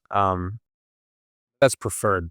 The second thing you really need to think about is experience in how to detail a car does not matter. Yeah. Like, Yeah, it exactly. could not matter less. You can teach anybody how to detail a car. In fact, you just did it yourself. You just learned in like 2 weeks how to detail a car, Everly. and now you're going, now you're going and doing 10K a month or whatever in this scenario that we're discussing. So, you learn it yourself and you figure out how to do it. There's no reason another person cannot do that. It is stupidly easy to detail a car, and you can teach somebody how to do it. The things you need to look at our attitude, right? You want to make sure this person smiles, shows up, good posture, firm handshake, eye contact, etc. Stuff like that is what you really want to look for. You need to make sure you're looking for social skills. If social skills, of course, you want that person to understand your vision. You want to be Yeah. like, hey, I'm a young guy, I'm an entrepreneur. I plan on taking this thing to the fucking moon. I'd love for you to be with me on that journey. There's going to be a lot of opportunity for growth here. And if It's you great. if you show me that you are able to operate in this environment, you are able to be detailed and concise and punctual on time, like all these different things, you will win. We will both win, right? So setting up an environment in which you win if the employee wins is huge and it's massive, and being transparent with your guys about that is big. You don't want them to come to work every day being like, I'm going to make 25 an hour for the rest of my life. Like, this is something that you're building. It's constantly going to be growing if you're doing things right, and you want to be transparent about that. So you want to hire somebody that has genuine interest in the long-term vision that you're trying to build. So those are a couple of really key things that you need to make sure you have in somebody that you're going to hire. Well, something else I'd add is like, even though detailing experience isn't important, it's important to have like customer service experience. Like sometimes I actually think detailing experience isn't a good thing because then they develop bad habits or like different ways of doing things that just don't work well in that company where it's like I do things differently than that. So it's like that's like I d- like that's like not something that I want at all. Yeah. But what is really important is what is really important is like having experience in customer service, like maybe in a retail job or like a restaurant, some kind of job where you're consistently interacting with customers. Yeah, for sure. I mean, again, That doesn't matter to me too much either because, attitude is the most important thing to me. I think either customer service and detailing, they can both be taught relatively easily. And if somebody has a good attitude, they show up on time, they wanna grow, good posture, good eye contact, smile at people, they're just genuine and kind and talking to people, you can easily teach that person how to have good customer service. So that's not necessarily something that, I really, really push for either. Everybody I've hired just by coincidence has customer service experience. That's something that's very common to have. I've never hired anybody with even a bit of detailing experience. So Yeah, no, and then something else I'd add is, like, in terms of what you're saying about Indeed, I totally agree with that. It's like people, they put on a front because it's like they need a job. They need to act a certain way, be super polished in order to get the job. And I think I'd expand that not only to people on Indeed or like job listing sites, but just people who need jobs in the first place. Yeah, because they're gonna come with this like super needy attitude, put on a front, and then they're gonna have this like fake personality for the first few months of knowing them. And then that's like slowly gonna wear off. And then you're gonna see like most perfect version of them for like the first month, first few months, and then notice like they're nothing like that person they're pretending to be. 100%. You cannot hire based on a need of somebody else. Yeah. You need to hire based on a need for you, obviously, but you need to hire people that are not in a rush. And again, they need to agree with your long-term vision. They need to grow with you. Yeah. We're not hiring for an Amazon delivery driver that could quit next week and it wouldn't matter. Like we're hiring to build a business, to build a company, to build a franchise, to build a long-term asset that produces uh, a lot of value, a lot of money, obviously, and same for your employees, right? It produces those things for both you and for your employees. So my sales rep, for example, I was paying her $100 a week when she first started. Um, I pay her like $400 a week Yeah. now, right? Like these things are going to evolve. And if she had told me I need $400 a week right now, that wouldn't have made sense. That wouldn't have been like, okay, great, I can hire you right now. It's like, you need to prove to me that you can work. You need to prove to me that you can be in this position. You need to prove to me that you are going to make the company better, get more sales, and then I'll have more money to give to you, right? And you have to think like that when you're hiring people is you have to hire somebody that is willing to grow and improve themselves before they just get a shit ton of compensation. And fucking, if you have somebody good, compensate them very well. Like hold on to that person, make sure they're consistently, constantly taken care of. And obviously always take care of your employees, always take care of people very well that are working under you, but have them prove that they add value to the brand. If they add value to the brand, if they add value to the company, you have more money to pay them. Yeah. So So how do you market now that you're at about 50K a month? how do I market? Yeah. Yeah, for sure. Like, what's Definitely. every way that you get customers? Yeah, absolutely. So we have a lot of word of mouth going constantly, and that is, even slower than SEO. That's something Yeah, that's for just sure. built very, very slowly over the course of every day, every week, every month, etc. Lots of word of mouth.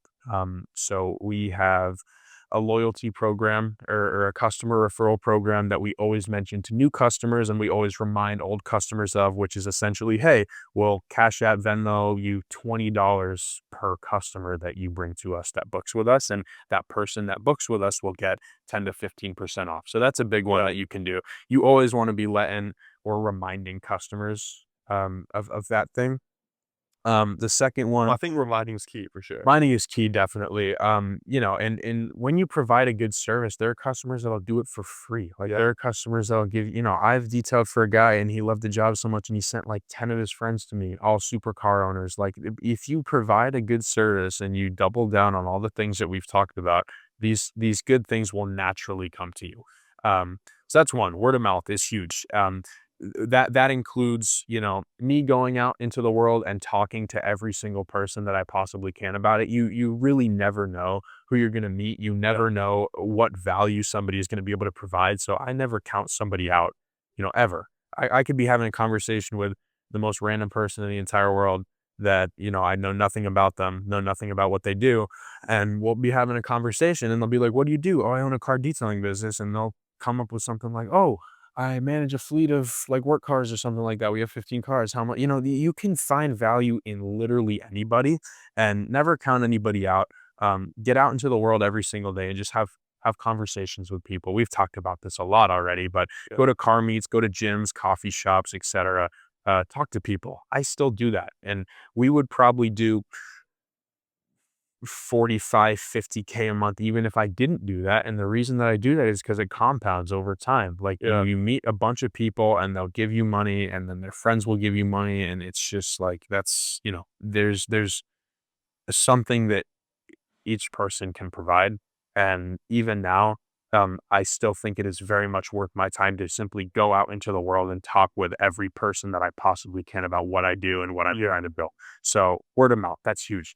We got SEO, obviously. Our SEO has become very strong. We have almost 150 reviews on Google, all of which are 5 stars. Like I mentioned, our website is to the point now where we have 20 to 25 different location pages. That means, we have a San Francisco one, a Bay Area one, Oakland, Daly City, Marin, you name it. Like the top 20 to 25 of the wealthiest, most popular, most searched for areas in the Bay Area. We have a page for it on our website, and that way we can target all sorts of different markets, all sorts of different people, classes, etc. Um, that's SEO. That's become super powerful. And then, of course, we move into paid marketing. We do paid marketing now. I spend about $250 to $300 a day on Meta, which is, of course, Facebook and Instagram. And that is a whole different realm in and of itself. Um, but those are cold leads. Those are people you have to, sell to. You know what I mean? Those are people that they saw your service. They might not know anything about you. They might know a lot about it. Like it's all sorts of different people. And they send in their information or they give you a call and you have to sell that person. And those are really effective for, high ticket stuff specifically. And, informing other people on how you can provide value for them. Ceramic coatings, for example, I'd say of the 250 to 300 a day, 80% of it we spend on ceramic coating ads. And people will click on the ad and they'll be like, what's a ceramic coating? And then you can drop this huge bomb of value, which is like, all those scratches and swirl marks and stuff that happen in your paint, those won't happen anymore. We'll protect your paint. We'll make it look great for years to come. We have a 3, a 5, and 8 year warranty option.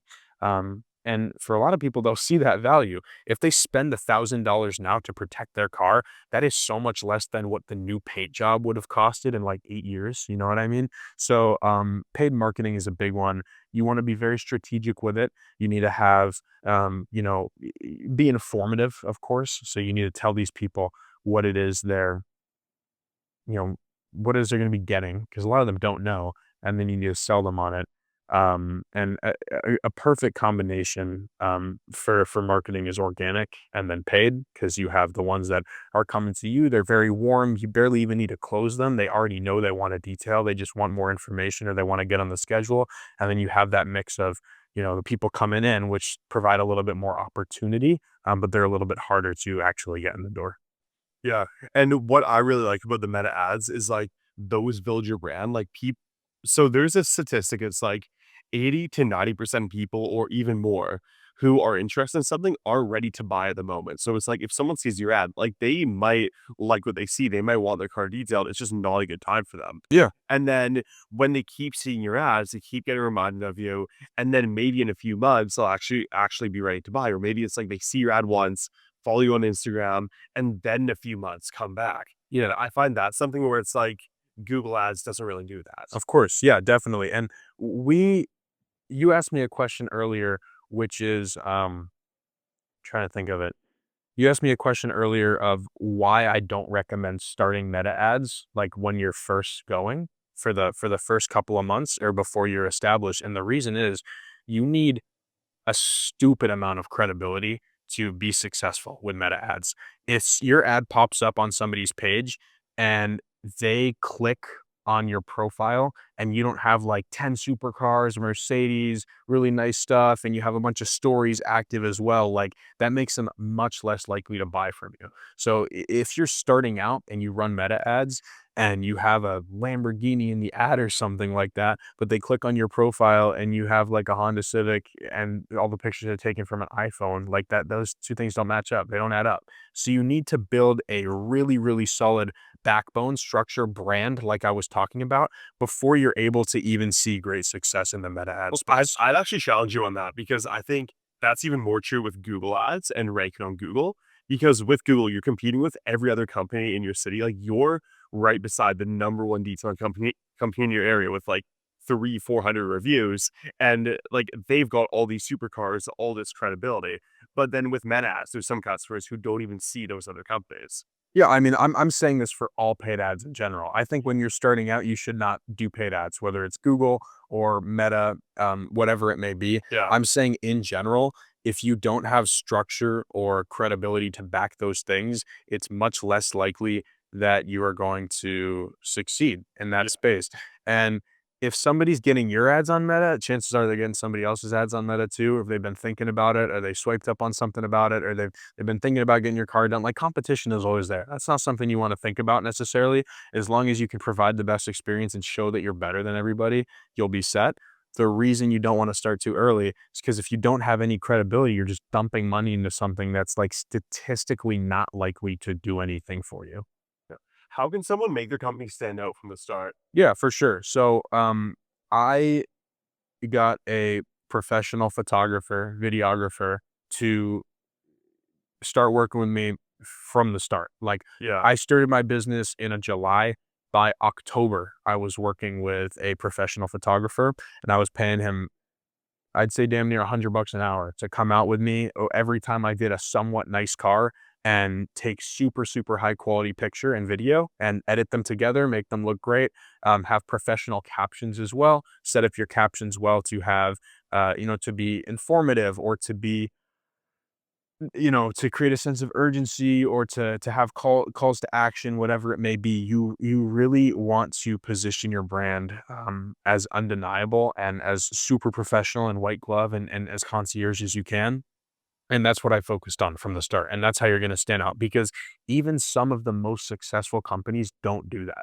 Even some of the most successful companies don't, even some of your largest competitors, if you start a detailing business, are not going to have those things. Like, they might do iPhone photos and that can work, but you can immediately stand out from them if you think, Rolex, Apple, Coca-Cola, um, Porsche, Ferrari, the list goes on. Like, if you can build a brand that looks like that, where everything is 100% professionally taken and you have a specific brand voice that you lean into and express every time you're talking as the brand, that goes a long way right off the bat. So what else did you do to make yourself stand out, make yourself, because I really like what you said about seeming as, like, white glove and professional as possible. What are, like, some other very specific things that you did to create that feeling? Yeah, for sure, definitely. All the things we've talked about so far in terms of the experience itself is huge, right? Like, the things you leave in the customer's car, the job itself that you do, the communication, the eye contact, the handshake when you arrive, the pre-inspection form, the walk around at the end. All that stuff is how you build that feel. So after you got the customers, like, from SEO, Meta ads, et cetera, got them from referrals, gave them a good experience, how did you actually retain those customers and, like, set up a maintenance plan that they end up subscribing to and gave you more money in the future? Yeah, great question. I believe that this is a basic answer, but if your experience is down, and it's to a T and it's great, that in and of itself will give you retention to some extent, right? So if you've mastered the experience that you're able to give a customer, that's huge. But obviously we need to nurture them, right? These Yeah. are successful, wealthy people. They forget easily. They have a lot of things going on. So you need to be sending out SMS blasts pretty frequently, maybe once or twice a month. That's a little much. I'd say maybe once a month. Just saying, hey, like, we have a Valentine's Day deal going on right now, or hey, Halloween special, hey, happy holidays, here's a coupon, etc. So be sending messages like that, out to customers pretty frequently, and that'll make them remember. Like, most of these people don't care about how much money they're spending. They'll be like, oh, awesome, cool. Like, I should get on the schedule. This is going on. So, nurturing is a big one. Just making sure you're sending messages out to these people and staying top of mind as much as possible. That's really what you want to do. Quick, You but want to stay do you top of mind. copy and paste those SMS blasts, or do you do, like, a personal note to every customer? I do a personal note to some if I know that that's what's going to Yeah. be most effective. However, in your CRM, there's an option to send the same message to everybody. Yeah. So it just replaces their name. It replaces the in brackets your name with their actual name and their vehicle, etc. But you can send that out to everybody at the same time, and that makes it really easy. So you don't have to fucking copy and paste for 300 different people. Yeah. And then what were you saying before I cut you off? No, for sure. Yeah, but I was just saying nurturing. And that's the main thing you can do is just staying top of mind for these customers. Another thing you should do is pitch as many people on maintenance plans as possible. Yeah. If we do 45, let's say we'll do 53 grand this month in February Yeah. or something like that. Um, I'd say $10,000 to $12,000 of that is business that we have every month, no matter what. Yeah. Contracts that we have with dealerships, with dog walking companies, with law firms. We have contracts with an apartment building, and we detail all their residents' cars. We have a contract with a body shop that we work with. Like we have a lot of reoccurring business that will happen no matter what, Yeah. and that's the most stable. I'd say greatest level of retention that you can achieve is where they don't even think about it. You don't even have to act to make it happen. It happens no matter what. That's super powerful if you can build that. But of course, that's not everybody. Not everybody wants that. And the way you do it aside from that is you nurture these customers, you stay top of mind, you send them messages, you send them updates, and you make sure that they don't forget about you, essentially. Yeah. Okay, so I really want to dive into your contracts with other businesses. And the one that really interested me was the apartment. So how does that work? Like you go to the apartment once a month or something and detail all the residents' cars? Definitely. Good question. So we have a contract with an apartment here in the city. They have a valet service, very super high end building. The apartments in that building are anywhere from $5 to $15,000 a month. So very high level people. You go into the garage that they have, and it's all Porsches, Ferraris, all that type of stuff. We have a contract with them, which is a referral contract. So it's not a contract that's like you're doing this amount of cars every month, etc. It basically means we are labeled for them as their go-to for car cleaning, and they will recommend us to every single resident that they have in that building. And they're a white glove concierge service, so they're going to be like, we'll get your car detailed for you, we'll take Yeah. care of that for you. What's a day where you're not going to need the garage? And then they'll call us up and they'll book the appointment on behalf of whoever it may be.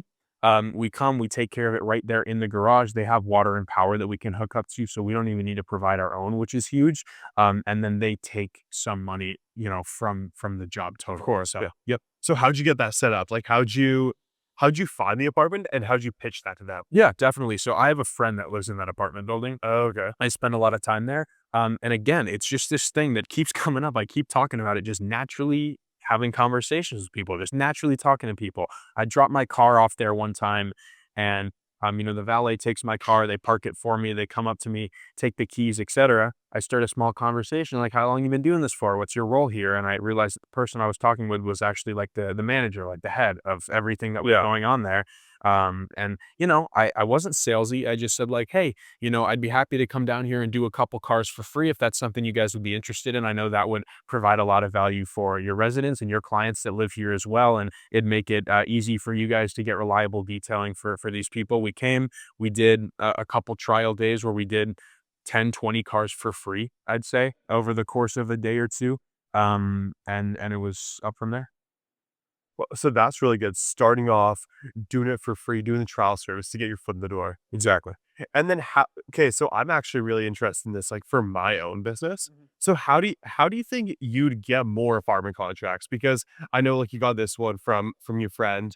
How do you think you'd get apartments that you aren't necessarily connected to? Well, I didn't get it from my friend. I just said that because Ego. that's the reason that I went there in the first place, but it had nothing to do with my friend. Oh yeah. I just No, that was my bad. I just started a natural conversation with the person that I was Yeah. that was valeting my car there. I just started a real world, normal person conversation of what do you do, how long you been doing this for, really appreciate it, etc. And you can do that in any environment in the world. Yeah. And if you do that 100 times, maybe 10 of them will work, maybe 5 of them will work, maybe one of them will work, but just do it. Yeah. Like do it every day, as many people as you can, as many places as you can, as many times as you can, and it's gonna work at some point. Like Yep. with one of them at least. So with the other companies that you have, like the dog walking one, for example, or like the law firm, like the companies where you go on a specific day every month and detail their cars, how'd you get those? Yeah, for sure, definitely. It's a mix. With most of the dog walking companies or dog walking people that we work with, it's a matter of them actually reaching out to us. Yeah. So they reach out to us and they'll be like, "Hey, our current detailer is not doing good," or "Hey, I'm just starting this business. I'd like to find a reliable detailer that we can lock in discounted rates and they can come and take care of us once a month." And from there, it's just how good your systems are is how likely you are to close that. How good you are at building reoccurring pricing plans, how good you are at communicating over the phone, making them feel taken care of, et cetera. That's what's going to make them choose the service at the end of the day, and how much you're able to tailor it and kind of direct that service to them and their needs specifically. So that's huge. And then with the other ones, same thing I was talking about, just going out there in the world and meeting people and leveraging that. So And what do you find those companies care about the most? Like, do you find they care more about price or like they're looking for just a cheaper service that they can get because like they're getting it so often? I don't think they care about price. If you're working with the right company, they don't really care that much about price. Obviously, that's a factor. And as long as you're not charging something outrageous, it shouldn't be a problem. What they care about is ease. They care about getting it done as easily as possible Yeah. because you're trying to systemize their business. They're trying to systemize their business, right? They're trying to make their business as delegated as possible. They don't have to think about everything, anything. So if you can provide an experience where you show up and they leave the keys in the car for you, you pull up, you detail the car, and you don't even need to talk to them, you don't even see them, you just bill them, charge their card on file. They don't have to do anything. That's what they want. That's what they're looking for. Yeah. You're dealing with a real business. So it's mainly ease. And then is there anything else that you do to create that feeling of ease or pitch that to the businesses before you work with them? Again, you can never explain enough that you are there to serve them and you are there to make it as convenient and perfect for them as possible. So for all of my contracts that I have, like we go as far as to build custom descriptions of what the service is. Like we don't even put it under a standard, description of full detail or luxury detail like we would a private client. The description they see when they leave the signature and sign off on the service says, the company name, X Coles Auto Detailing, contract agreement, or agreed upon service, and it's a custom service. And you include, things in that such Yeah. as we use animal safe products, et cetera. And you put all the things in there that are important to them and that make sense. Right. And That's really good. you tailor Yeah. that service and that pricing and that entire experience to exactly what they need. We're obviously not going to ask for a Google review from every customer this time because it's just one customer and you can ask one time or you cannot, like it's different. You need to change things up. You need to change the service. You need to change how easy it is to get it done. Like obviously you're not going to be doing a pre-inspection on an iPad every time because it's the same person. You've worked with them many times. So that's what it's the little details like that that you need to think about where you're dealing with somebody different. It's something different than just a normal private client, and you have to tailor that experience directly to them. Well, I think that's great, and also something Andrew Wilkinson was talking about in my podcast with him was, like, a really big tactic for retaining the businesses he worked with was making the person he was dealing with or the business owner feel high status or, like, making them feel smart for working with you guys. Yeah, 100%. You always want to do that, and that labels back to the experience that Yeah, I was saying, right? Like you need to make this customer feel like they made the right choice working with you, and you can do that in a number of different ways. You can do that with the fact that they don't even need to see your face at all in order yeah. to make it happen. You can do that with the fact that the service is exactly what they need, nothing more, nothing less in terms of pricing or service itself. You do that with the fact where you have a network of people um, that you can, recommend to Better that person, person if yeah. they need something. Like if you show up and their vehicle got dented, you can call somebody on their behalf, get a quote on that, and deliver that to them. Just over deliver for these people. Absolutely, make them feel smart for working with you. What do you wish you did differently when you first started? I wish that I systemized even earlier on it Yeah, because, like I said, I was not all in when I first started. I viewed this as something that I was just going to do on the side for a little bit extra money. I wish the second I started, I was like, I'm going to build a detailing empire and I'm going to be doing 50K a month in 2 years. I wish I said that to myself and acted like that from the very first day. I wish I set up my Instagram earlier. I wish I set up my website earlier. I wish I did everything on day one. That's the most valuable thing you can do. You can have a full game plan, know everything that you're going to do on the very first day. And all you need to do is execute, set goals for yourself, weekly, daily, monthly, yearly, and just execute those things on a daily basis. And that's how you get to where you want to go. Was there anything like raising your prices sooner? Because I remember we spoke a bit about that. Yeah, definitely. I don't regret not raising my prices sooner because, like I said, at the end of the day, you should charge what you are worth, Yeah. right? So when you're first starting, the first 20, 30 cars I did for 50 to 150 bucks, but then I jumped to 300 at a starting Yeah. price right after that because I knew that that's what I was worth, right? I knew that I'm good at detailing. I do a great job always. And that is, what I'm worth. And that's what people would be willing to pay for my service. So I don't wish I raised my prices sooner. I'm glad that, I raised my prices to pretty much about as high as I think they'll go. Um, Only a month or two in, and they've stayed pretty consistent at that. When did you know it was time to raise your prices? I knew it was time to raise my prices when 90% of the people that I was taking care of were not friends or family. They were actually clients. And that was like, oh shit, this is a real business. This is, these are real people and they're not going to care that I'm just starting. They need to, see value in my work. So the second I felt totally confident detailing a car, and I knew that other people would find the same amount of value that I value myself at in that, I raised my prices. Yeah, well, I think there's all there's also like the psychology aspect of it because when someone sees a low price, they automatically assume low value. Of course. You automatically think like, why is this person charging a really low price? But then with a high price, that kind of bypasses their psychological filter. They're like, okay, if the price is high, then the service must be good. So they doubt it a lot less. Absolutely. And if they don't understand that for whatever reason, that's what you can say. And you sound like a fucking baller if you say that over the phone to somebody. If a customer says the price is too high for me and go on some ramble about that's what we're worth. We use premium tools, premium products. We pay our guys very well. That's what it costs to get a service at this level. And I totally encourage and recommend you to go look somewhere else if it's not in your price range. But that's the level of That's service what you provide. Great thing is you that sound like a fucking baller when you say that to somebody. And it's sort of a pattern interruption. It kind of throws them off guard. They don't expect something like that because most companies would just say, okay, too high, no, whatever. Or they'll drop down. No, stand firm on that shit. Be like that, this is why we charge what we charge. You will get the best detailing experience you've ever had in your life. If you want that, totally happy to take care of it for you. If not, go look somewhere else and that's totally fine as well. there's something I love though, we were touching on a bit before, was like becoming the type of person you want to be and like treating yourself like you are that person before like the external results show it. Like for example, when you're talking about how you made your website, you made your social media before you actually had the premium brand. And like you treated your brand like it was a business, like it was an actual brand back when it was like just you detailing cars.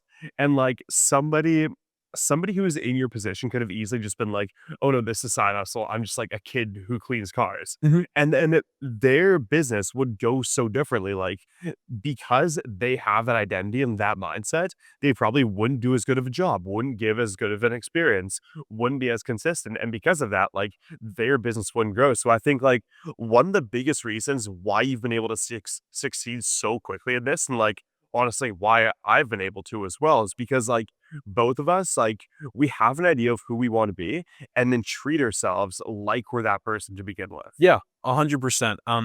I had lunch with a very successful individual Yeah. a couple months ago, and he introduced to me a philosophical idea from Sartre, which basically says, for objects, um, its essence exceeds. Sorry, for object for objects, its essence exceeds its existence. What Yeah. that means is for this Porsche GT3 RS behind me, um, its impact, its purpose, its value, what it would be used for is decided before it ever exists. It's a car, it's going to be driven, etc. So its essence, what its purpose is, precedes its existence before it's even around. And he says that for humans, it's the exact opposite. For us, it's the opposite. We exist before we mean anything, Yeah. right? So our existence precedes our essence, and the decisions that we do The decisions that we make every single day and the things we do, um, determine our essence, right? So our essence comes after our existence. We simply exist first.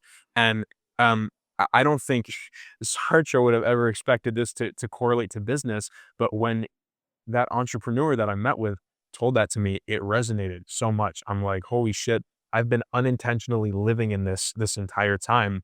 And you need to treat things in business um, uh, in that exact way because you need to just make it exist. Like I said, you need to just get it down. You need to make it happen. So you build the Instagram, you build the website, you build the Google business profile, you develop systems before you even have a team of Yeah. retailers to uphold them. You charge high prices before you can fully justify them with, reliability and with a portfolio of projects you've done in the past. You make those things exist, and then the decisions you make every day, the decisions you make every single day and the things that you pour into that will determine its essence. And you need to make it exist first. You need to get it down. Because if you keep waiting just for that thing to become, for existence and essence to happen at the same time, you're going to It get won't happen. nowhere. It won't. It simply won't. You need to make it exist. And then everything you do on a daily basis will determine that essence.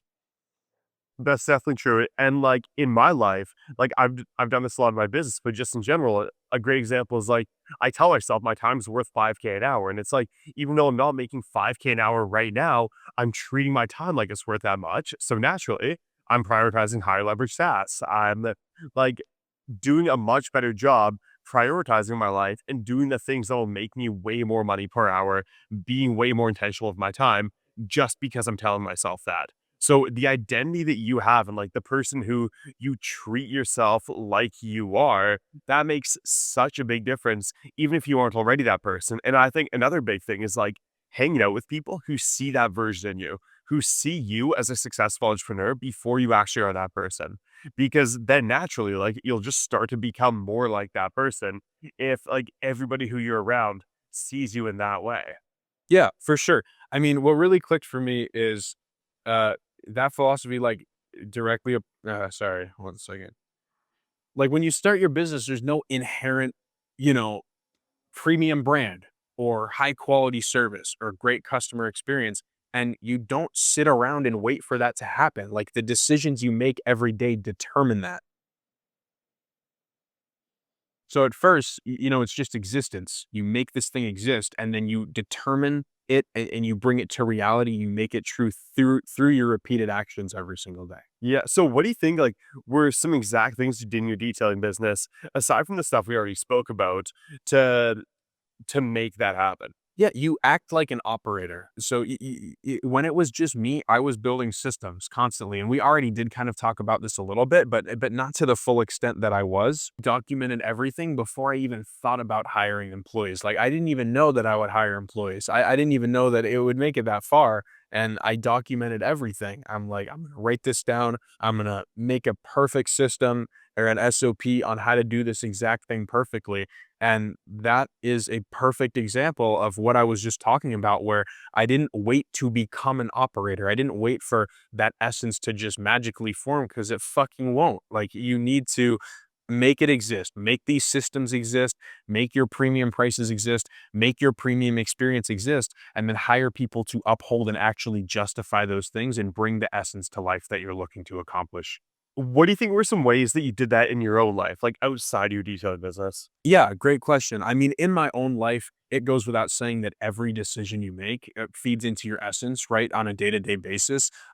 But same thing, you can apply it in the exact same way as business, which is if you want to, you know, get ripped and get jacked, you don't wait to become that. You go to the gym every single day, right? You make that person exist in your mind and you're like, I'm going to go to the gym every day. I'm going to eat well. And that's how you create those repeated decisions and actions every single day. So stuff like that and just building my mindset, building my discipline. I acted like somebody that made $50,000 a month when I was making $1,000 a month. I woke up every day at 5 a.m. and got right to work when I was making $1,000 a month. I woke up and I had I immediately made a full to-do list of everything I needed to do that day, and I separated it between high leverage, mid leverage, low leverage, and I weighed in all the different things that I need to do, determined what would be the biggest moves I can make in that given day. I did all these things before I was making any money. I did these things when I was making $1,000 a month, and you need to make that person exist. And then those repeated actions of that existing person every day will actually make you that person. Okay, I really wanna go back to what you said about, like, you prioritizing your tasks between, like, low leverage, mid leverage, and high leverage. Walk me through that process. Yeah. How did your thinking go when you were doing that? Simply put, leverage is doing something once or doing something a little amount of times that creates output for you that's like 10, 100x that thing, right? Yeah, So leverage is creating something that will essentially provide value for you without you having to do that thing over and over again. So the way that I like to think about it when I'm separating low, mid, high leverage is how much money in the long run or how much value in the long run is that thing going to provide for me. Detailing a car is an incredibly low leverage task because you make $299 one time and that's it. Um, yeah, Building systems to retain that customer is an incredibly high leverage task because you build a system that gets a Google review, which increases your SEO performance and it gets referrals for you and those things that provide consistent more value for you. So you want to choose what is low and high leverage based on how much money or value it will deliver for you in the long run. yeah. Well, something like that is, like, leverage is the difference between what you put in and what you get out, simply put. 100%. It's like something where you put in an hour and make $15, or it's like you put in a lot of effort and don't get much in return. That's low leverage. But then it's like you put in a little bit of effort, then get a lot in return. Like, for example, just making a simple decision to raise your prices. You need to think when you do something, how long does the benefit last? If the True. benefit lasts a short amount of time, that's a low leverage task. If the benefit lasts a long amount of Yeah. time, that's a very high leverage task. And like you said, how you can make the most of your time is essentially what leverage is focused on. So again, for example, building systems is incredibly high leverage because you do it one time. You build a system one time, you document once how to do something perfectly, and that thing can be repeated an infinite amount of times. Yeah. That's a super high leverage task because it's low output for you, it's minimal output for you that will benefit you and your company for as long as you want. Yeah. And I think it's really important when you start to always think of, like, how you can increase the leverage when you detail, because, like, I hate doing detailing because it's such a low leverage task, and it's like I'd rather just do stuff like work on marketing or work on stuff that, like, actually moves the needle forward. But then when you're just getting started, it's like you gotta spend that time doing the low leverage tasks. So I really like to think, I know I was talking about this a bit before, but think like, how can I increase the leverage in this? How could I have this one detail make me more money? Like, take photos for before and afters, um, use it to build systems, take videos to, like, use as training videos when you hire employees, document things, find, like, better ways to do things, ask the customer questions to improve the service, like, "Hey, is there anything else you wanna see? Anything else I can do better?" Etcetera. I love the way you put that, and that's exactly how I think, and that's exactly how everybody should think. Yeah, And in forming tasks, in detailing, in doing work, you want to squeeze as much leverage as humanly possible. Leverage is not a fixed thing. Like for a lot of things, it is. Detailing will always be inherently not the highest leverage thing. exactly, yeah. But if you just detail a car and you leave, that's insanely low leverage. You can push detailing to like mid leverage range if you really squeeze a bunch of value out of it by getting referrals from that customer, getting a review, getting tons of media, providing a fantastic experience. You can make that task higher leverage than it inherently is. Yeah, And finding a proven way to squeeze the most amount of leverage, therefore value out of everything as possible is a super good practice to get into and learning how you can make it easier for yourself. Because at the end of the day, leverage makes things easier for you. If you have leverage, you're having an easier time. Like yeah, if you squeeze a bunch of leverage out of one detailing job, that makes things easier for you because you get a bunch of value from that yeah. you wouldn't have otherwise had. So what are some examples of, like, things that you do every single day that are high leverage tasks? Yeah, most definitely. Um, systems are the number one. Systemizing everything in your Yeah. business is the number one high leverage task that you can pour yourself into on a daily basis, and it will do nothing but good for you. You obviously don't want to over optimize and do more than you need to. But if I just left the country tomorrow and didn't say anything to anybody, somebody could come into my business and we'd be fully up and running again in like a week. Yeah. You know what I mean? Like that's high leverage Yeah. because I'm doing all these things one time. I create each SOP one time. I train each employee how to do it one time. They have that resource to go back to whenever they want to. And that's an incredibly high Yeah. leverage task because I do it once and it provides a lifetime or more of value for me. Another one that I've really, really been heavily leaning into lately is networking. Yeah. Networking is an incredibly, incredibly high leverage task because you get access to these people and you can create an impression on these people and they will provide value for you. They'll have conversations with you. They'll help you with things in your business. They can help you financially with investments, whatever it may be. They can help connect you to other people, right? Network is incredibly high leverage because once you've built that relationship, all you need to do is nurture it. You don't need to build it again, right? So very high leverage and provides a lifetime of value for you. So those would be a couple examples. What are some of your strategies for networking? Because I know that's been huge for both of us. Yeah, absolutely. Networking is it's not really something that you need to like think about while you're doing it, if that makes sense. You don't need to walk into a room and be like, "Woo, networking." Yeah, no. You just be a human. Like just be an interesting person, learn how to be articulate, learn how to have great communication skills, learn persuasion, learn how to get what you want from people without sounding too like pushy or salesy. And that's how you network. You naturally talk to people, you find people that you naturally vibe with and that, you have a genuine connection or genuine share of interest, or you guys could provide genuine value for each other. It's everything I've talked about with the dog walking companies, with the hotel, with the apartments that we have contracts with dealerships that we have contracts with. I never went into those things thinking like, oh, I'm going to make money out of this. I went into them thinking like, let's have a conversation and see where it goes. Yeah. And that's how you want to approach it, is you want to have a conversation with these people, and that's all you really need. And if you're good at talking, you can make something happen with just a simple, "Hey, how are you doing? What do you do for work? Oh, how's that going for you, etc." So I'm really curious, man. Like you're doing this well at such a young age. What are some of your long-term goals? My long-term goals are to keep doubling down on everything that I'm doing. I want to build a huge automotive empire that's, just absolutely undeniable. I want to get to, 500K to even $1 million month at one point. And the way that I'm going to do that is I'm going to keep adding branches onto my company that can provide value for a whole new side or type of person, right? Like Yeah. I just purchased my shop and in there we're going to start offering tinting, PPF, color matching, powder coating for wheels and stuff like that. That opens a whole new market. That opens, an entirely new highest peak of revenue that we could possibly achieve just by offering those new things and keep expanding in that way. Um I want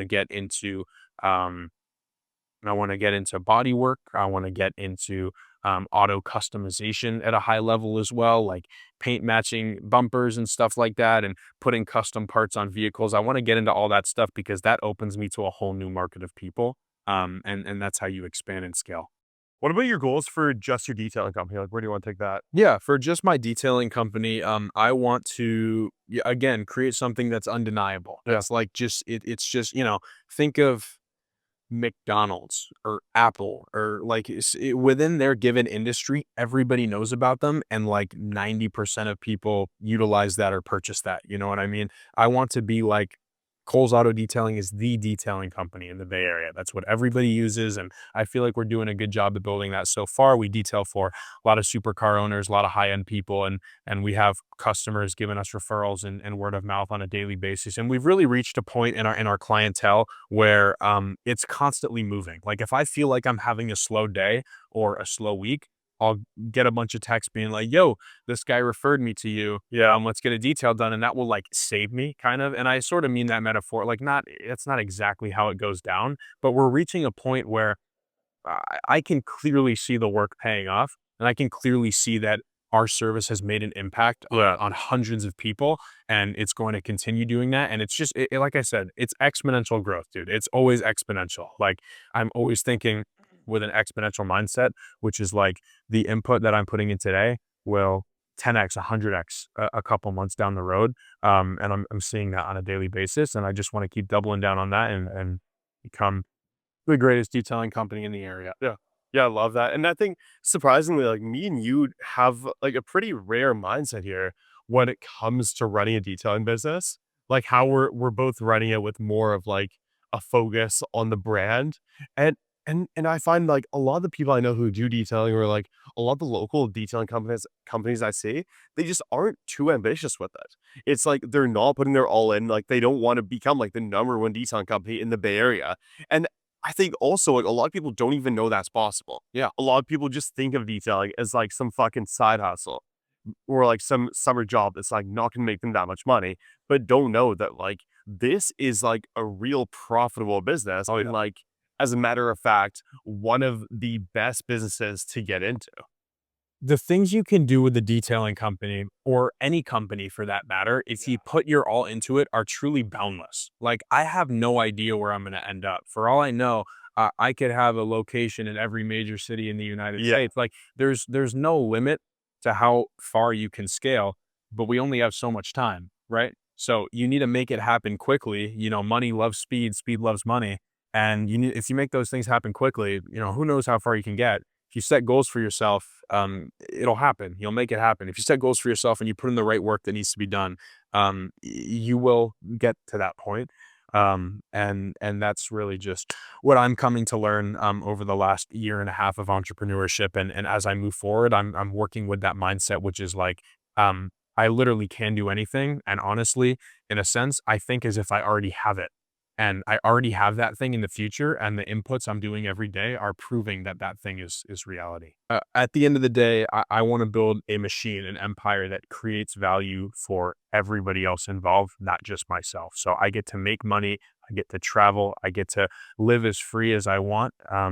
And at the same time, I'm providing value to the vehicle owners. I'm providing value to the people that are working for me. Everybody involved is being provided with value, and that's what I'm talking about. Is I have ambition, and I'm scaling with ambition, but I'm maintaining integrity at the same time. How do you define success? I think success is not objective. I think success is different for every single individual in the entire world. Yeah. I think success simply means being able to do what you want to do whenever you want to do it, and that is different for everybody. So for me, success is I have enough money to give back to the people in my life, nurture my relationships, travel freely, do the things that I love doing on a daily basis. I think for me also success is about building the best version of myself that I've possibly can. And that goes into discipline, that goes into showing up every day to achieve the things that I want to achieve. Success is different for everybody. And I think each individual um, not only does but should strive every day to create their own definition of success and get a super good grasp on what that looks like for them. That they wait that you know that way they can work towards it every single day. And just being able to create your own definition of it and then make that your reality, it is success in and of itself. Yeah, for sure. Well, Moses, such a pleasure having you on the podcast Yeah, today. likewise, brother. I Great appreciate episode. having me. Yeah, I really appreciate it, man. Cool.